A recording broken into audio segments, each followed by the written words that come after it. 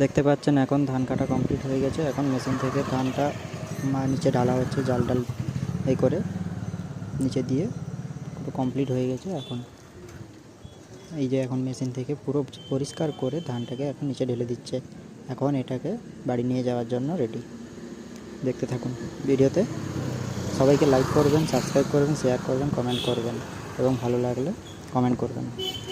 অমনি ব্লগ থেকে ভিডিওগুলি দেওয়া হবে।